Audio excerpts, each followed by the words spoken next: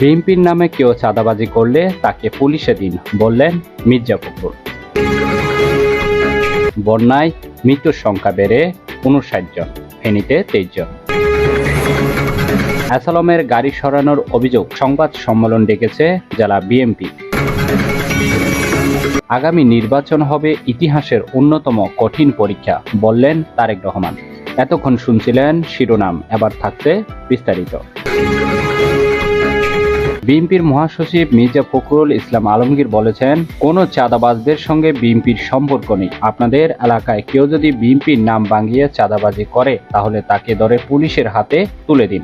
বিভিন্ন পত্রপত্রিকায় বিএনপির ভাবমূর্তি নষ্ট হওয়ার মতে খবর প্রকাশ হচ্ছে। এসব কর্মকাণ্ডের সঙ্গে বিএনপির কোনো সম্পর্ক নেই। শনিবার বেলা 12:15টার দিকে কুমিল্লার লালমাই উপজেলায় ছোট শরীফপুর এলাকায় বন্যার্তদের ত্রাণ বিতরণ করতে এসে সংক্ষিপ্ত বক্তব্যে তিনি এসব কথা বলেন। বিএনপি মহাসচিব বলেন, ছাত্র জনতার গণ অভ্যুত্থানের মধ্য দিয়ে যে বিজয় অর্জিত হয়েছে সেই বিজয়কে নস্যাৎ করার চেষ্টা চলছে। আজ আমাদের মধ্যে বিভেদ সৃষ্টি করে আলাদা করার চেষ্টা করা হচ্ছে।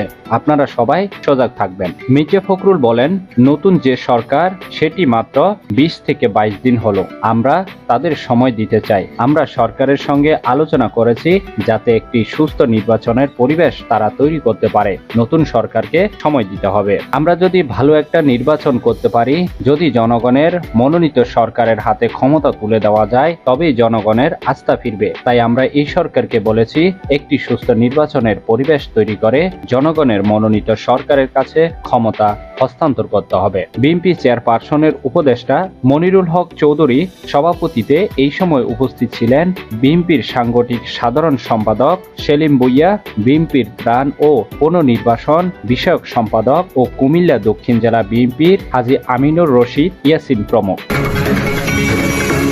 দেশের 11 জেলায় সৃষ্ট ভয়াবহ বন্যায় মৃত সংখ্যা বেড়ে দাঁড়িয়েছে 59 জন। গতকাল পর্যন্ত এই সংখ্যা ছিল 54 জন। এর মধ্যে ফেনীতে মারা গেছে 23 জন। শনিবার দুর্যোগ ব্যবস্থাপনা ও ত্রাণ মন্ত্রণালয় এক প্রতিবেদনে এই তথ্য উঠে এসেছে। প্রতিবেদনের তথ্য অনুসারে বন্যা আক্রান্ত জেলার সংখ্যা 11টি। এরই মধ্যে ফেনী, কুমিল্লা, চট্টগ্রাম, খাগড়াছড়ি, নোয়াখালী, মৌলভীবাজার, হবিগঞ্জ, ব্রাহ্মণবাড়িয়া, সিলেট, লক্ষ্মীপুর ও কক্সবাজার। মৃতের সংখ্যা 59 জন। এর মধ্যেই কুমিল্লায় 14 জন, ফেনীতে 23 জন, চট্টগ্রামে 6 জন, খাগড়াছড়িতে 1 জন, নোয়াখালীতে 1 জন, ব্রাহ্মণবাড়িয়ায় 1 জন, লক্ষ্মীপুরে 1 জন, কক্সবাজারে 3 জন এবং মৌলভীবাজারে 1 জনের মৃত্যু হয়েছে। নিখোঁজ রয়েছেন 1 জন মৌলভীবাজার। মৃতদের মধ্যে পুরুষ 41 জন এবং নারী 6 জন আর শিশু 12 জন। মোট 68 উপজেলায় বন্যা প্লাবিত এবং ক্ষতিগ্রস্ত ইউনিয়ন ও পৌরসভা 504টি। বর্তমানে মোট 6,96,995টি পরিবার পানিবন্দী রয়েছে। ক্ষতিগ্রস্তের সংখ্যা 54,57,702 জন। পানিবন্দী ও ক্ষতিগ্রস্ত লোকদের আশ্রয় দেওয়ার জন্য মোট 3,928টি আশ্রয় কেন্দ্র খোলা হয়েছে। সেগুলোতে মোট 3,93,305 জন লোক এবং 36,139টি গবাদি পশুকে আশ্রয় দেওয়া হয়েছে। 11 জেলার ক্ষতিগ্রস্তদের চিকিৎসা সেবা দেওয়ার জন্য মোট 519টি মেডিকেল টিম চালু হয়েছে। চট্টগ্রাম থেকে অ্যাসালাম গ্রুপের কর্ণধার সাইফুল আলম মাসুদের পরিবারের ব্যবহৃত 14টি বিলাসবহুল গাড়ি সরিয়ে নিতে সহায়তার অভিযোগ ওঠার পর সংবাদ সম্মেলন ডেকেছে চট্টগ্রাম দক্ষিণ জেলা বিএনপি। শনিবার দুপুর 2টার দিকে নগরের দুষ্ট বিল্ডিং নিজস্ব কার্যালয়ে এই সম্মেলন অনুষ্ঠিত হওয়ার কথা রয়েছে।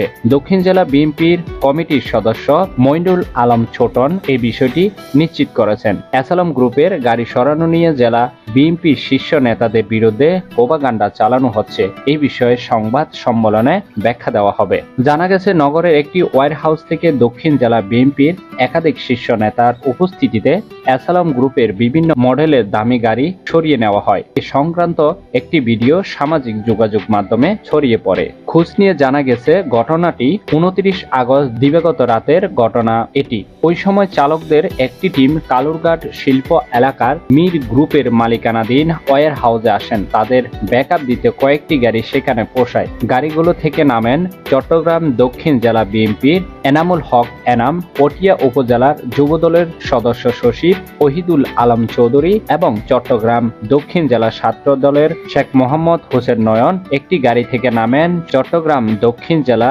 বিএনপির আবু সুফিয়ান চালক মনসুর। সেই গাড়ির ভেতরে আবু সুফিয়ান বসেছিলেন বলে ধারণা পক্ষদর্শীদের। অ্যাসালাম গ্রুপের গাড়ি নিরাপদে বের হয়ে যাওয়ার পর বিএনপির নেতারা ঘটনাস্থল থেকে সরে যান। আগামী জাতীয় সংসদ নির্বাচন ইতিহাসের অন্যতম একটি কঠিন পরীক্ষা নির্বাচন হবে বলে মন্তব্য করেছেন বিএনপির ভারপ্রাপ্ত চেয়ারম্যান তারেক রহমান। তিনি বলেছেন, নির্বাচনের ফলাফলের জন্য বিএনপির সবসময় জনসমর্থনের উপর নির্ভরশীল। শুক্রবার রাজশাহী বিভাগের জেলাগুলোর নেতাকর্মীদের সাথে মতবিনিময় সভায় এ কথা বলেন তিনি। বিএনপি গত 17 বছর ধরে শত জুলুম ও নির্যাতন সহ্য করে যেভাবে জনগণের আস্থা ধরে রেখেছে তার ধারাবাহিকতা রাখতে হবে বলে উল্লেখ করেন তারেক রহমান।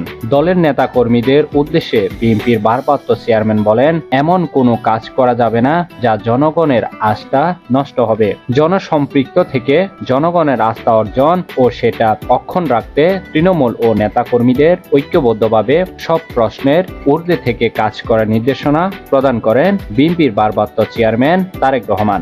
এই ছিল এখনকার সংবাদ। সজীব চৌধুরী, বাংলা নিউজ 20।